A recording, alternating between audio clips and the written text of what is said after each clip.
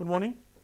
हम लोग आज जो है कन्फाइंड स्पेस की प्रैक्टिकल यहाँ पे ट्रेनिंग करने जा रहे हैं। कन्फाइंड स्पेस जो है one of the most risky task है इंडस्ट्रीज में। यानी कन्फाइंड स्पेस का मतलब मालूम है आप लोगों को क्या मतलब होता है? Confined space is a space यानी जगह ऐसी which is not design for continuous human occupancy, यानी किसी भी आदमी के लिए वो लगातार या आराम से या काम करने के लिए नहीं बनी होती। सिर्फ किसी तरह से वो मैनुअली अंदर जा सकता है, ठीक है ना, वो जाकर अपना काम करेगा और चलाएगा। ठीक, एक तो क्राइटेरिया ये है कन्फाइंड स्पेस का। दूसरा लिमिटेड या नो नेचुरल वेंटिलेशन, ये भी क्राइटेरिया है। इसके अलावा विद लिमिटेड एंट्री या एग्जिट, आने जाने की जगह बहुत ही लिमिटेड है, बॉडीली बस इस तरह से वो एंटर कर सकता है आदमी, है ना। और इसके अलावा लेक ऑफ ऑक्सीजन, ऑक्सीजन की कमी हो सकती है, presence of flammable gases, toxic gases, biological hazards, humidity भी इसमें आ जाएगा। ये सारी चीज़ें जो है ना, इनमें से कोई भी एक क्राइटेरिया अगर उसमें फुलफिल हो रहा है तो वो कन्फाइंड स्पेस हो जाएगा। क्लियर? जाने की जगह कम है, वहाँ पर रहकर काम करने की जगह के लिए मसला है, आने जाने का रास्ता बहुत पतला है, आदमी बड़ी मुश्किल से अपने अंदर जा सकता है, काम करके फिर फ़ौरन आएगा, वेंटिलेशन ना हो, बिल्कुल ना हो या थोड़ा बहुत हो, ऑक्सीजन लिमिटेड हो या ना हो, ये सब क्राइटेरिया है। इसमें से कोई भी यानी कि सब क्राइटेरिया फुलफिल होंगे, कोई भी एक क्राइटेरिया होगा अगर वो फुलफिल कर रहा है तो वो कन्फाइंड स्पेस हो जाएगा। इसके अलावा इसमें बायोलॉजिकल हजार्ड्स होते हैं और भी बहुत सारी चीज़ें हो सकती हैं। ठीक, कन्फाइंड स्पेस छोटा भी हो सकता है, कोई ट्रेंच भी हो सकती है ना, 1 मीटर, यानी आप ट्रेंच का मतलब क्या होता है? किसी भी अर्थ सरफेस को आप एक्सक्यूवेट करके वहाँ से रिमूव करते हैं, है ना, उसको एक्सक्यूवेशन कहते हैं। उस एक्सक्यूवेशन का एक पार्ट है या एक क्राइटेरिया है जिसमें चौड़ाई कम और गहराई ज़्यादा होती है, उसे हम ट्रेंच कहते हैं। नहीं, वो तो फिर मैनहोल है, वो अलग चीज़ है।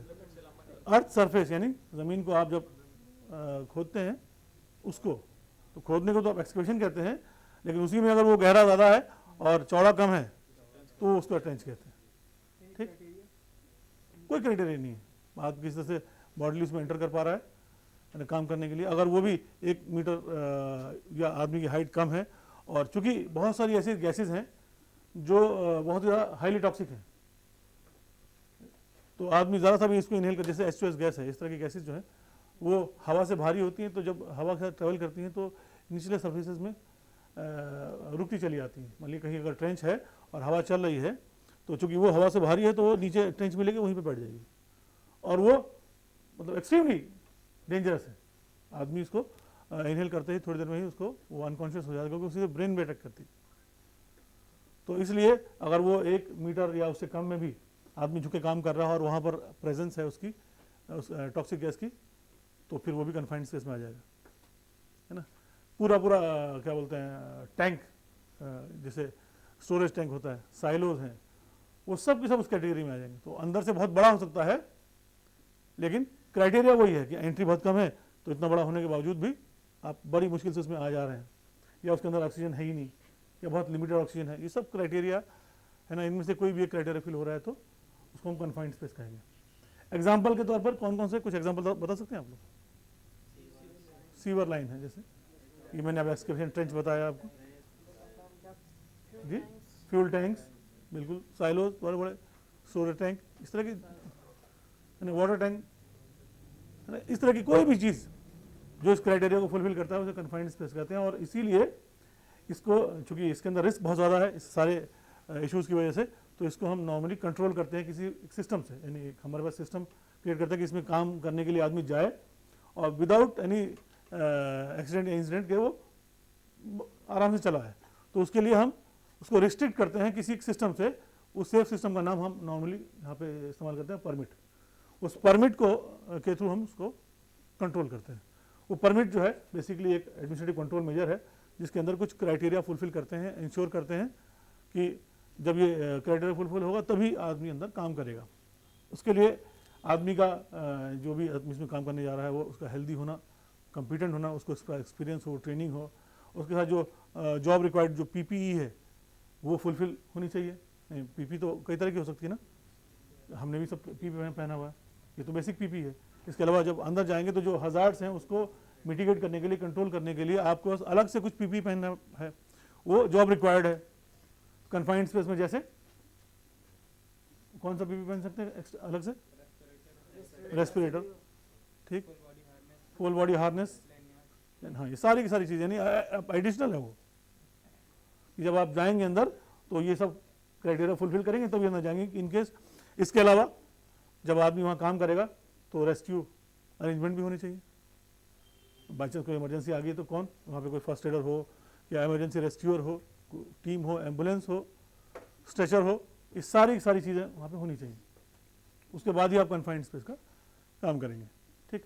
इसमें नॉर्मली एक आदमी, दो आदमी या पूरी टीम अंदर जा सकती है, लेकिन सबको सब वो पूरा क्राइटेरिया फुलफिल करना है। हर आदमी की वैसी ट्रेनिंग होनी चाहिए, उनको ये मालूम होना चाहिए कि हम जहाँ जा रहे हैं उसमें क्या क्या हजार्ड्स हो सकते हैं और कैसे कैसे आप आइडेंटिफाई करेंगे कि ये हजार्ड क्रिएट हो रहा है और हम मुश्किल में आ सकते हैं और फ़ौरन अपने आप को बचाएंगे।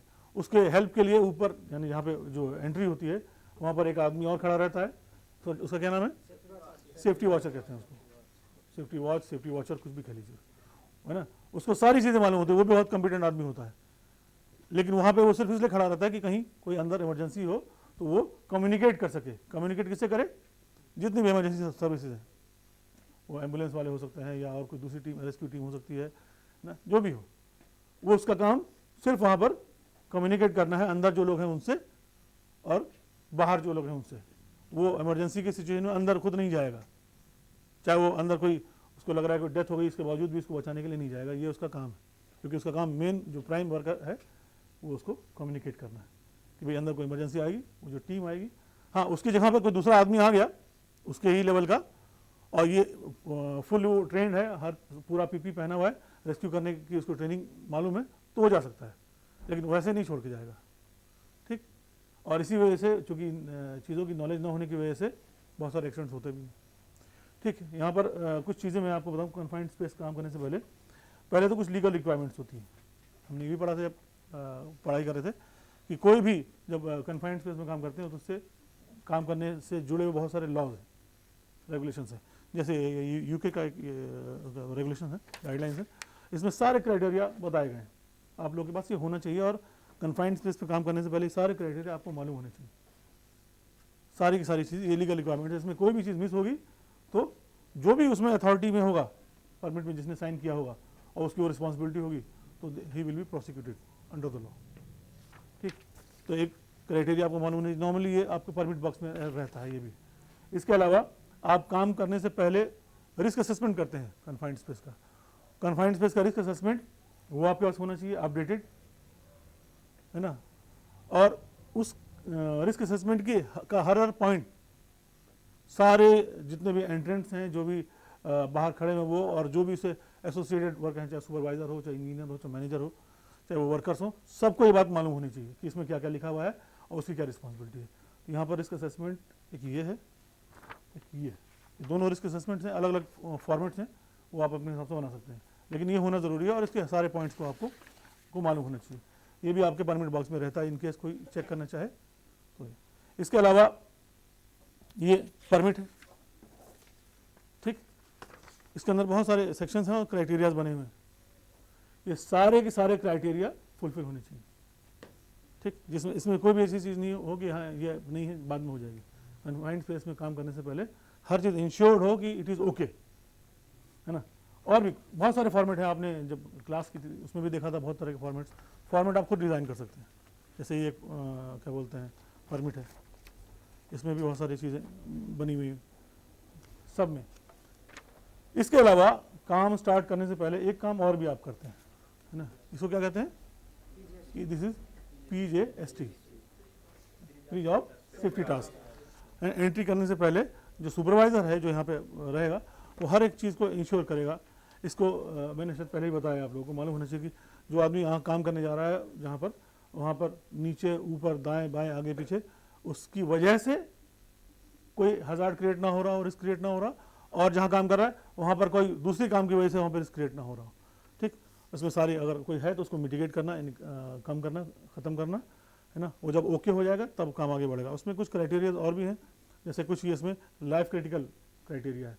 लाइफ क्रिटिकल का मतलब ये हुआ कि जब तक ये सारी चीज़ें ओके नहीं होंगी, कुछ इसमें चीज़ें रिक्वायर्ड होंगी, कुछ नॉट रिक्वायर्ड होंगी, कुछ क्राइटेरिया को फुलफिल ही नहीं कर रही होंगी, तो उनको स्क्रैप कर देंगे। लेकिन जो बाकी चीज़ें हैं वो क्राइटेरिया फुलफिल होना चाहिए। जब तक ये नहीं होगा एक्टिविटी नहीं होगी। उसके अलावा ये क्विक चेक है कि फर्स्ट एड फैसिलिटी वहाँ पे है कि नहीं है, एक्सटिंग्विशर की ज़रूरत पड़ रही है अगर तो वो वहाँ पे है कि नहीं है, जो भी रिक्वायर्ड है ना। इसमें जैसे लिखा हुआ है कॉम्पिटेंसी, हर आदमी वहाँ पे कॉम्पिटेंट है, ट्रेन है, एक्सपीरियंस है कि नहीं, हैंड टूल्स जितने भी इस्तेमाल करने हैं वो अच्छी क्वालिटी के हैं कि नहीं है, पावर टूल्स अगर इस्तेमाल कर रहे हैं तो उनकी क्वालिटी क्या है, इलेक्ट्रिसिटी, इलेक्ट्रिकल हज़ार्ड तो वहाँ पे नहीं है, हेल्थ जितने लोग काम कर रहे हैं वो हेल्दी हैं, ऐसा तो नहीं कोई थका हुआ बीमार है ना, एज प्रोटेक्शन वहाँ पर है कि नहीं, अगर हाइट पे काम हो रहा है तो वहाँ पे पूरा एज प्रोटेक्टेड है कि नहीं, लाइफ लाइन, अगर हाइट पे काम कर रहे हैं और लाइफ लाइन की ज़रूरत है तो वहाँ पे लाइफ लाइन भी होनी चाहिए।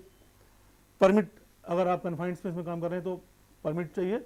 और कन्फाइंड स्पेस में आपको एडिशनल काम कर रहे हैं ऐसा जिसके लिए परमिट की ज़रूरत है, जैसे हॉट वर्क है या वर्क एट हाइट उसके अंदर है, इस तरह कोई भी काम करें तो उसके लिए एडिशनल परमिट आपको चाहिए, तो वो भी फिर परमिट अगर है तो उसका मतलब नंबर यहाँ पे लिख दीजिए। प्लस इमरजेंसी रिस्पांस, जैसे इमरजेंसीज में फर्स्ट एड की ज़रूरत पड़ सकती है तो first aid box, first adder वहाँ पे मौजूद है कि नहीं है। उसके अलावा फायर वॉशर है या सॉरी फायर अटेंडेंट है जो मतलब एक्सटिंग्विश कर सके इमरजेंसीज में, वो वहाँ पे है, फायर एक्सटिंग्विशर वहाँ होना चाहिए। पीपी, बेसिक पीपी और जॉब रिक्वायर्ड पीपी और लाइटिंग, अगर इन कन्फाइंड में काम करने जा रहे हैं तो ये सब चीज़ें इंश्योर होनी चाहिए। ये हो जाएगा और कोई इसमें बहुत मुश्किल काम नहीं है, एक बार में आप देख के चेक कर सकते हैं, टाइम टेकिंग जॉब नहीं है। फिर परमिट टू वर्क अगर आप है तो उसका पूरी डिटेल यहाँ लिखते हैं, और जब काम हो जाता है या शुरू हो जाता है जब, तो इस दौरान बीच में सेफ्टी वाला, सेफ्टी ऑफिसर हो या जो भी, वो उसको चेक करता है in between the work, during the work. Before the work आपने चेक कर लिया, ड्यूरिंग द वर्क जी, बिफोर, ड्यूरिंग एंड आफ्टर, तो उसमें ड्यूरिंग वो जाके इंस्पेक्ट करेगा, चेक करेगा कि सारे क्राइटेरिया फुलफिल हो रहे हैं कि नहीं हो रहे हैं। उसके बाद यहाँ पर सारे सिग्नेचर्स हैं, जितने भी लोग हैं उनका नाम, आईडी और डेजिग्नेशन और सिग्नेचर इंश्योर करने के, और काम खत्म होने के बाद इसको जो सुपरवाइज़र है वो इसको फिर से भरता है कि हाँ हमने काम ख़त्म कर लिया, सेफली कर लिया, हर चीज़ इंश्योर कर दिया कि अपनी ओरिजिनल पोजीशन पे आ चुकी है, उसका नाम, डेट साइन करेगा और हाउस कीपिंग वगैरह करके क्लियर कर देगा, और फिर ये जॉब सबमिट कर देंगे। ये PGST है। ठीक, तो परमिट इशूअर कौन है? यहाँ पर मैं हूँ, है ना, तो मैं उसी को परमिट इशू करूँगा जब ये सारे क्राइटेरिया फुलफिल करेगा। ठीक, उसके बगैर मैं, और परमिट रिसीवर यहाँ पे जो भी सुपरवाइजर या इंजीनियर होगा जो अप्लाई करेगा ना, वो रिसीव करेगा, लेकिन उससे पहले वो सारे क्राइटेरिया फुलफिल करेगा। ठीक, इसमें मैं आपको बता दूं इसमें भरना क्या क्या है मोटा मोटा। ठीक, यहाँ पे प्रोजेक्ट का नाम या यहाँ का फैसिलिटी का नाम डाल दीजिए, परमिट नंबर 1 2 3 4 करके आप रजिस्टर में जो नंबर होगा वो नंबर इसमें पड़ जाएगा। परमिट इशूअर का नाम क्या है, उसके डेजिग्नेशन, मोबाइल नंबर और सिग्नेचर, यानी हमारा किसके लिए आप कर रहे हैं, जिसको आप काम इशू करने जा रहे हैं, परमिट रिसीवर है ना, वो उसकी detail, telephone number, date, time, सब कुछ, कंपनी, हर एक चीज़। फिर सेक्शन 1 में क्या है, exact location of the area, जहाँ पे आप काम करने जा रहे हैं वो एग्जैक्ट लोकेशन उसकी यहाँ पे मेंशन करनी है। कन्फाइंड स्पेस कहीं भी हो सकता है तो एग्जैक्ट लोकेशन हो। यहाँ पे एग्जैक्ट लोकेशन क्या है, ट्रेनिंग एरिया। ठीक, वाटर टैंक के लिए आप एग्जैक्ट लोकेशन हो जाएगी। ठीक, उसका डिस्क्रिप्शन ऑफ वर्क, क्या काम करने जा रहे हैं वो यहाँ पे लिखिए। अगर उससे एसोसिएटेड कुछ स्केच है, कोई ड्राइंग है, कुछ और एडिशनल रिक्वायरमेंट्स हैं, वो सब भी वहाँ पे मेंशन कर दीजिए। फिर statement of and risk assessment, risk assessment यहाँ पर है, उसका नंबर इसमें लिख दीजिए। ठीक, इसमें है परमिट कब इशू कर रहे हैं, कितनी देर के लिए इशू कर रहे हैं, मैक्सिमम कितना आप इशू कर सकते हैं, 8 आवर्स के लिए। यहाँ काम अगर आधे घंटे का तो आधे घंटे के लिए इशू करेंगे आप, 2 घंटे के लिए तो 2 घंटे के लिए इशू करेंगे। ठीक, ऐसा नहीं कि पूरे दिन के लिए आप डेली इशू कर रहे हैं। उसके बाद statement and risk assessment, all work entailed in affecting entry must be covered with the method statement and risk assessment.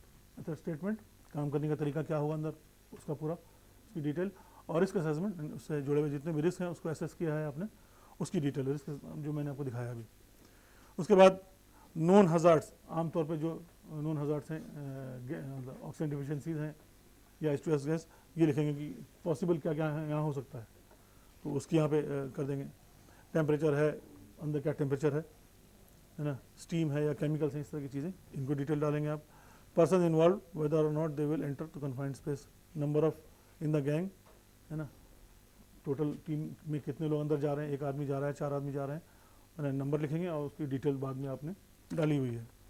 उसके बाद सेक्शन 3 में सेफ्टी रिक्वायरमेंट चेकलिस्ट है, ये हर एक चीज़ को पहले चेक करना, जो मैंने आपको बताया था कि इलेक्ट्रिकल का इशू तो नहीं है, ये सब इसमें है। डिप्रेशराइज, डिसकनेक्टेड, आइसोलेटेड वाटर फ्लैश, अगर वहाँ पे गंदगी है तो पानी से उसको क्लीन किया गया कि नहीं किया, वेंटिलेशन है, क्या बोलते हैं, oxygen, toxic gases, high humidity, combustible gases, ये सब की सब आप कैसे चेक करेंगे, इंश्योर करेंगे गैस मॉनिटर के साथ, है ना, उसमें आपको सारी चीज़ें नज़र आ जाएंगी।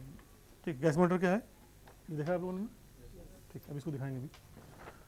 उसके बाद आपकी location has been check for PP, जितने भी लोग वहाँ काम कर रहे हैं सबके पास प्रॉपर पीपी है, रेस्पिरेशन प्रोटेक्शन है ना, हर एक चीज़ यहाँ पे ये क्राइटेरिया फुलफिल करेंगे आप। जो कौन करेगा, ये जो परमिट रिसीवर, उसको मालूम है ना काम के अंदर क्या क्या रिक्वायरमेंट्स है, तो वो रिक्वायरमेंट्स को फुलफिल करेगा।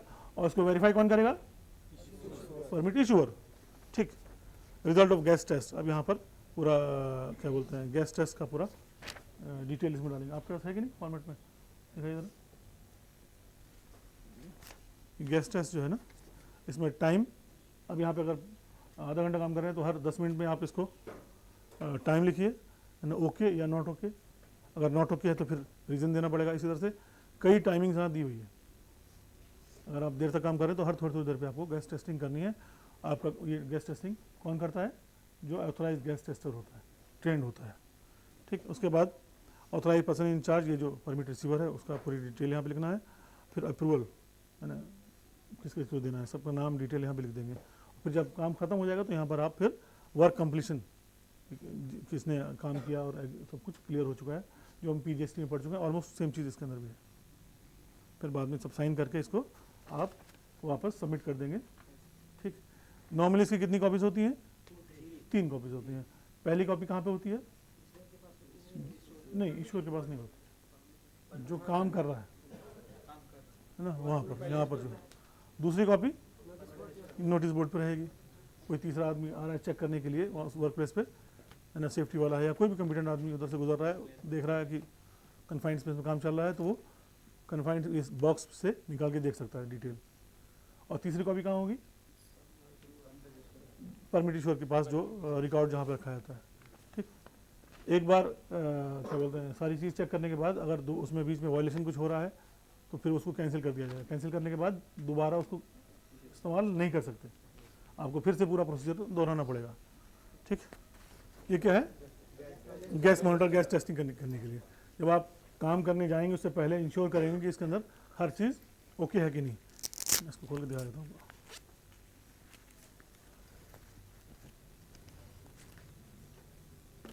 ये गैस मॉनिटर है, इसको यहाँ से देखिए, यहाँ स्टार्ट करेंगे। अभी थोड़ी देर में अपने आप ये इंटरनल अपने आप को चेक करेगा पहले। तो इसके अंदर जो है कार्बन मोनोऑक्साइड, H2S, ऑक्सीजन और LEL का मतलब लोअर एक्सप्लोसिव लिमिट, ये चेक करेगा। और चेक करने के बाद फिर ये ओके हो जाएगा काम करने के लिए। यहाँ पर इसका पंप लगा हुआ है ना, अगर आप बहुत गहराई में कहीं काम करना है तो आप इसको जो है इसमें डाल सकते हैं और ये पॉइंट नीचे तक लटक जाएगा। ठीक है ना,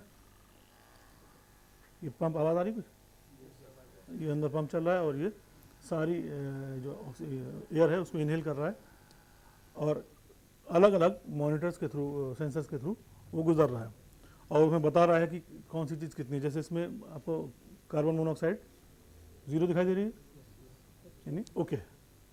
अगर ये रिक्वायर्ड लिमिट से, रिक्वायर्ड लिमिट को क्या बोलते हैं हम, OEL, PEL, कल पढ़ा था ना, ऑक्यूपेशनल एक्सपोजर लिमिट है, परमिसिबल एक्सपोजर लिमिट, ये अलग अलग नाम है ना। तो अगर उससे एक्सीड करेगा यानी खतरनाक होगा तो ये इसमें अलार्म बजना शुरू हो। जैसे मान लिया यहाँ से ऑक्सीजन हमने बंद हो गई, इमरजेंसी आ गई है, जो भी चाहे ये जो भी रिक्वायर्ड लिमिट से कम हो गया है तो फिर इसका मतलब इमरजेंसी है, या तो ऑक्सीजन लेवल घट गया है, या टॉक्सिक गैसेस कहीं बढ़ गई हैं, H2S का मामला हो गया, कार्बन मोनोऑक्साइड का लेवल बढ़ गया है, या एक्सप्लोजिव लिमिट चेंज हो गई, बढ़ गई है, तो आप फ़ौरन अपना काम बंद करके और फ़ौरन बाहर निकल जाएंगे। देखिए इसमें LEL जो है चेंज होता जा रहा है, एक्सप्लोजिव लिमिट H2S 0 है, ऑक्सीजन ओके है और LEL भी ओके है, बैटरी फुली चार्ज। अच्छा, बैटरी फुली चार्ज होना क्यों ज़रूरी है? अगर 8 घंटा काम करना है तो और कंटिन्यूसली मॉनिटरिंग अगर करेगा तो बैटरी अगर चार्ज नहीं होगी तो थोड़ी देर के बाद जब बंद हो जाएगी तो फिर क्या करेंगे आप? तो ये भी इंश्योर करना कि जब कन्फाइंड स्पेस में काम कर रहे हैं तो ये गैस मॉनिटर फुली चार्ज हो। ये देख लीजिए आप लोग यहाँ पे सारे गैसेस लिखी हुई ना, कौन कौन सी लिखी हुई है?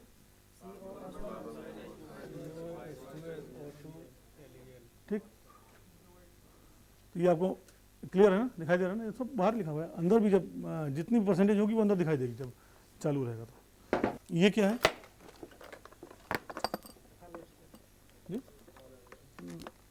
नहीं, रिट्रैक्टेबल लैनियार्ड कहते हैं इसको यो भी कहते हैं, है ना, इनर्शिया रील भी कहते हैं इसको। ये क्या करते हैं, ये जो आपका ट्राइपॉड है जहाँ पे आप काम करने जा रहे हैं वहाँ पर इसको फिक्स कर देते हैं और अपनी हार्नेस को इसमें लगा देते हैं। आप काम करेंगे तो ये तो आपका ट्राइपॉड में लगा रहेगा। ये इसलिए है कि इनकेस बाई चांस को झटके से गिरे तो वो फौरन इसको रोक ले, ठीक है ना। आप जहाँ जहाँ अंदर चले आ रहे हैं धीरे धीरे ये बढ़ता चला जाएगा, लेकिन जैसे ही कोई झटका लगेगा या बाई चांस कुछ इमरजेंसी आई या आदमी गिर पड़ा कुछ तो ये फ़ौरन वहीं इसको अरेस्ट कर लेगा। ठीक, तो इसको क्या बोलते हैं? यो। ये क्या है? ये फिल्टर है। ये अलग अलग मान लिया प्रेजेंस है किसी जहाँ पे अलग अलग केमिकल्स की प्रेजेंस हो सकती है तो उसके हिसाब से ये फिल्टर्स होते हैं।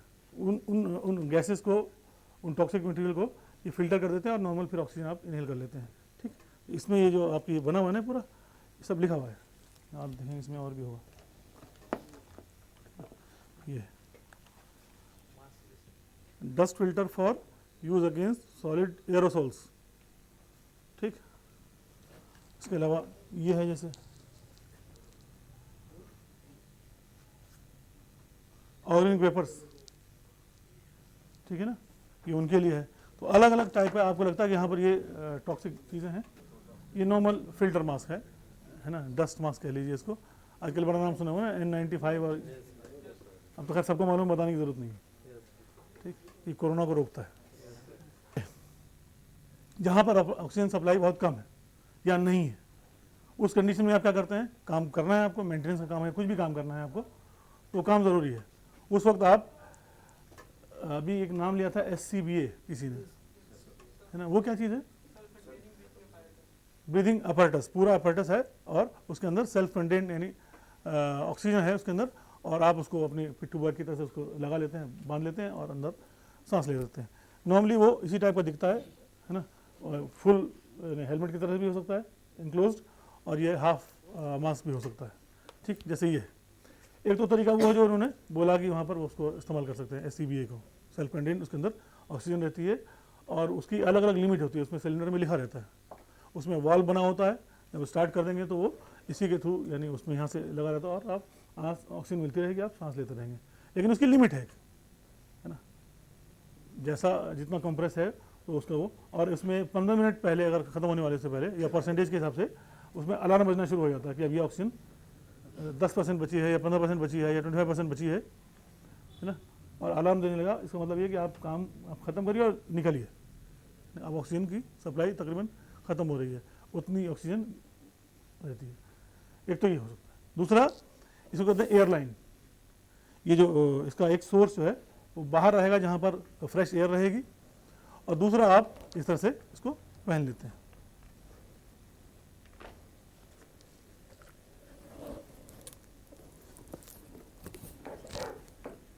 ये है ना, इसका यहाँ पे इसको टाइट कर लीजिए।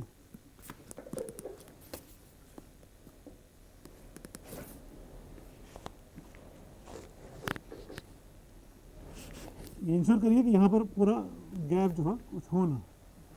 ठीक, ये वो फिल्टर, जैसे वो फिल्टर है वैसे ये भी फिल्टर है, ठीक।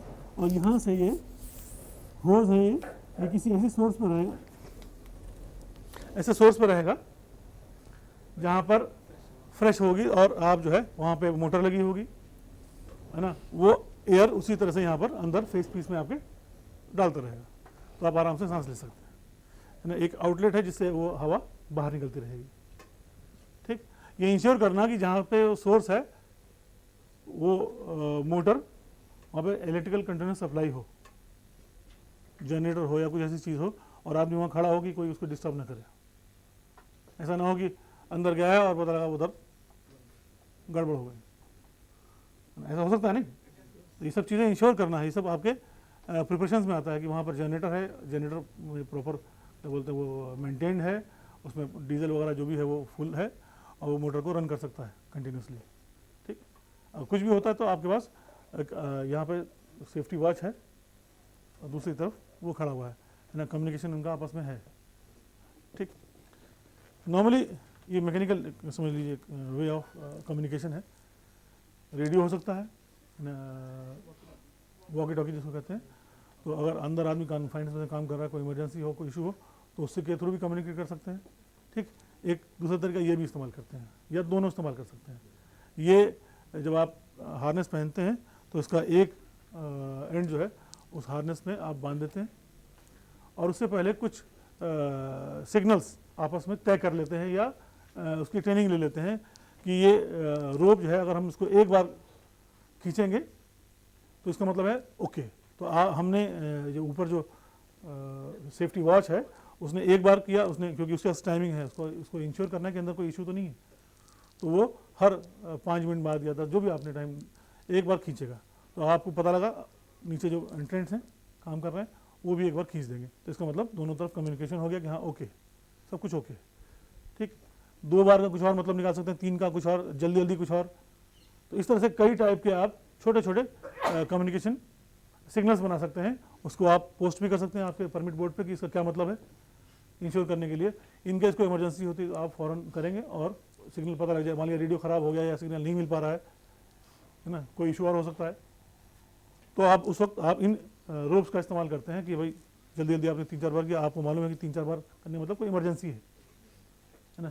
ये जो वहाँ पे जो सेफ्टी वॉच होगा ये उसके पास बना रहेगा, है ना। ऐसा नहीं कि वो कहीं टांग रखा हो इधर कहीं और देख रहा है, तो उसके पास है, जब भी कुछ होगा तो उसको फील होगा कि हाँ कुछ बात की गई है, ये क्या है, एक बार हुआ अच्छा ओके, 3-4 बार लगातार हो गया इसका मतलब कोई इमरजेंसी है, फ़ौरन आपने कम्युनिकेट किया, इमरजेंसी सर्विसेज जो भी अवेलेबल है वो फ़ौरन वहाँ पहुँच जाएंगे और फिर वो उसको रेस्क्यू करेंगे।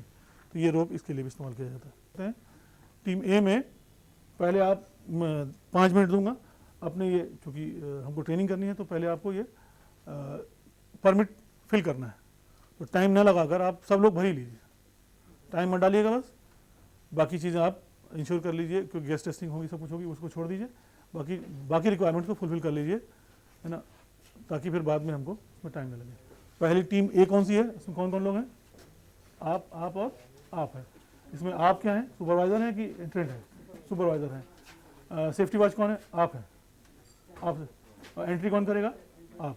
एक चीज़ और भी ध्यान रखिएगा, जैसे दाढ़ी है हमारी बहुत, ऐसे बहुत सारे जो दाढ़ी वाले लोग हैं ना, उनके लिए इस तरह के जहाँ पर हाई हजार्ड्स होते हैं, है ना, और आपका ये जो पीपी आपने पहना है, कुछ भी पहना हुआ है ना, ये इसमें इंटरफेयर करता है, यानी वो गैप्स बने रहेंगे। तो नॉर्मली जो भी दाढ़ी वाले होते हैं लोग, उनको कन्फाइंड में जाना अलाउड नहीं होता, इसलिए कि अगर ये फेस पूरा प्रॉपर इसको फिट नहीं है, फेस फिट नहीं है, तो फिर जगह बन जाएगी आपको वो इनहेल करने के लिए उन टॉक्सिक गैसेस की, इसलिए नॉर्मली क्लीन शेव होना। ठीक, ये भी ध्यान रखिएगा।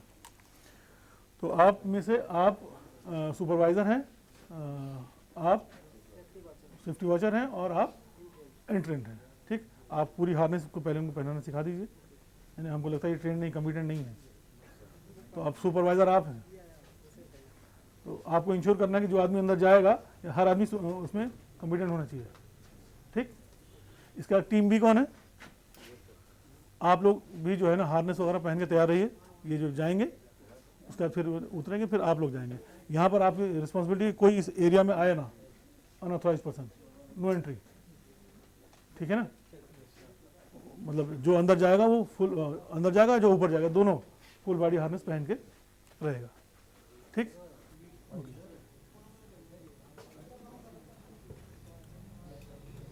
ये जो है आप सेफ्टी वॉचर है ना, कन्फाइंड स्पेस एरिया में आ रहे हैं।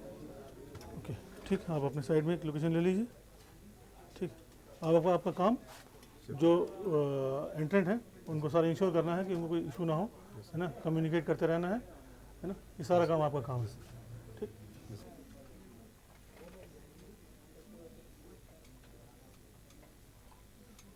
अभी हम लोग ट्रेनिंग करने जा रहे हैं प्रैक्टिकली। ये हमारा जो है नीचे आप देख रहे हैं, ये एक मेन हॉल है।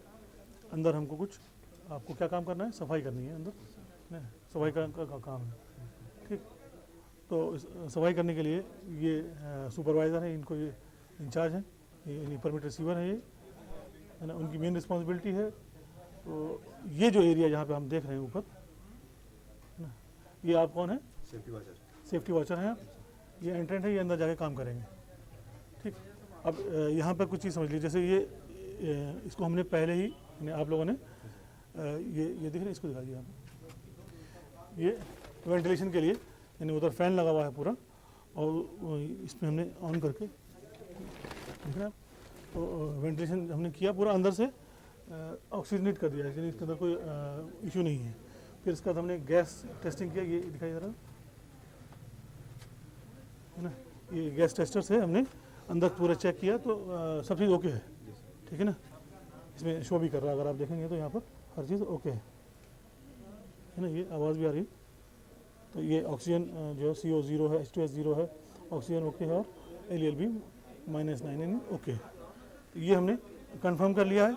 ठीक, तो अब ये जो है हमने अभी आदमी आप अंदर जाएंगे। ये क्या है कि एयरलाइन है, जैसे हमने बताया था कि SCBA होता है और सप्लाइड एयर भी, तो ये सप्लाइड एयर है, यानी बाहर हम सिस्टम लगा रखा है, वहाँ से एयर आ रही है और इस एयरलाइन के थ्रू इनके फेस पीस में जा रही है। इसको स्टार्ट करिए, इसको नहीं, ये स्टार्ट करिए फैन, इनका वेंटिलेटर इसके अंदर, इसके थ्रू ऑक्सीजन की सप्लाई है। कन्फाइंड स्पेस है बाकायदा, क्योंकि ऊपर भी स्पेस नहीं है। ये जो है जब आप जाएंगे तो इसको आ रही है, एयर आ रही है ना, ठीक है ना, सांस लेने में परेशानी तो नहीं है अभी। तो अंदर देखिए, जब ये जो इसके जमा हुआ था भाप वो ख़त्म हो गया, अंदर से यहाँ से एयर जा रही है और साइड से निकल रही है, ये इनका फेस पीस है। ठीक है ना, ओके, यहाँ से देखिए आवाज़ आ जा रही है और अंदर वेंटिलेट करके यहाँ से निकल रही है। चेक करिए, आ रही है, आप भी चेक कर लीजिए। ओके, ये ओके। अब हम इसको हार्नेस को निकालिए।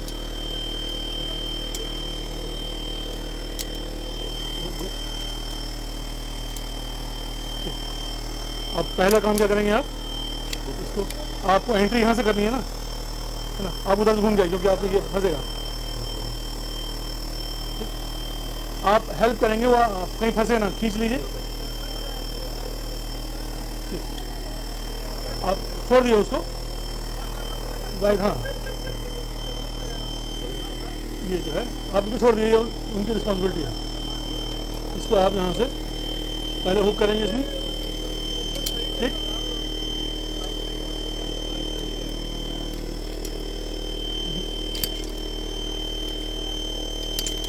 ठीक,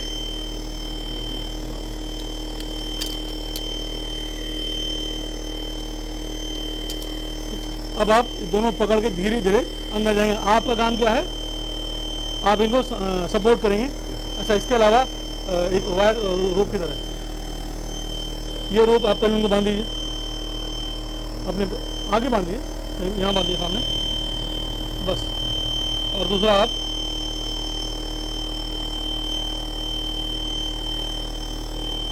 बांध लीजिए, आगे बांध लीजिए, कहीं बांध लीजिए, ठीक। ठीक, अब आप धीरे धीरे करके नीचे जाइए, नीचे जाइए, आराम से यहाँ पकड़िए, इसको हटाइए, इसको आप सपोर्ट करिए, हाँ, ठीक, हाँ, संभाल के ना, स्लोली स्लोली इसको भी आप आगे बढ़ाते रहिए, ठीक।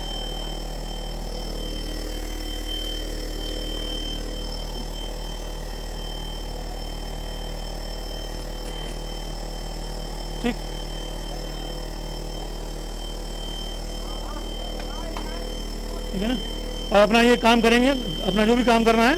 अच्छा, इस दौरान अभी आप गैस टेस्ट करेंगे दोबारा, ठीक। ये जो आपका गैस टेस्ट है तो दोबारा गैस चेक करिए, छोड़ दीजिए उसको, आप छोड़िए, आप अपना काम करिए।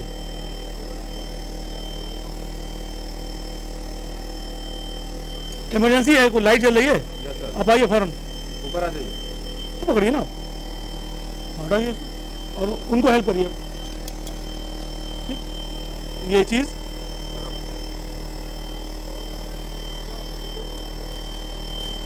ठीक पकड़ के आप सिर बचाकर उधर से आइए, ठीक।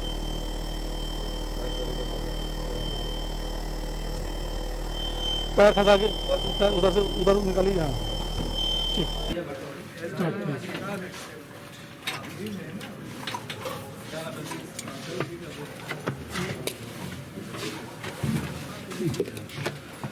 आप कौन है? नहीं, नहीं, आप कौन हैं? हम सेफ्टी वॉचर हैं सेफ्टी वॉचर हैं, ठीक। अब आपका काम क्या क्या मालूम है आपको? सर। वॉच करना है अपने वर्कर को, उसको हेल्प करना, सपोर्ट करना है ना। इमरजेंसी में आए कुछ तो जी, जो रेस्क्यू टीम को कांटेक्ट करना है, अंदर नहीं जाना हो जी सर, एनी केस, ठीक। और उससे रेगुलरली कम्युनिकेट करते रहना है। कम्युनिकेट करने के लिए रेडियो का इस्तेमाल कर सकते हैं, या फिर आप जो रोप है तो उसको अपनी बॉडी में आप टाइट कर लेंगे और नीचे उनके पास थोड़ी थोड़ी दूर में आप उसको एक बार अगर सिग्नल दे रहे हैं तो मतलब ओके है। तो फिर जब वो देगा चाहे आप दें, टाइमिंग फिक्स कर लीजिए आप, और थोड़ी देर में आप करते रहेंगे। अगर कोई इमरजेंसी आती है तो आप रेगुलर 3-4 बार आप करेंगे, इसका मतलब कोई इमरजेंसी है, वो उसकी तरफ से कम्युनिकेशन आएगा। या आपको लगता है कोई इशू गड़बड़ है तो आप भी उसको कम्युनिकेट कर सकते हैं कि जल्दी बाहर आओ, ठीक। ओके,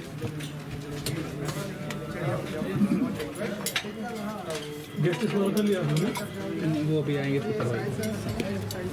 लेकिन आपने तो हार्नेस पहनी नहीं, फुल बॉडी हार्नेस तो नहीं पहनी आपने।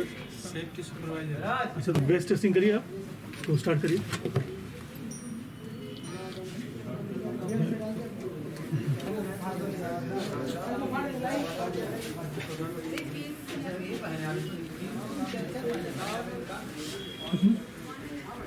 ओके, कोई मतलब इसका ओके चीज़ है। ओके। अगर कोई इमरजेंसी होती है तो उसमें अलार्म बजना शुरू हो जाता है, ठीक। उसके लिए अब इसकी जो रीडिंग जो है ये अपने सुपरवाइज़र को बता दीजिए, ठीक।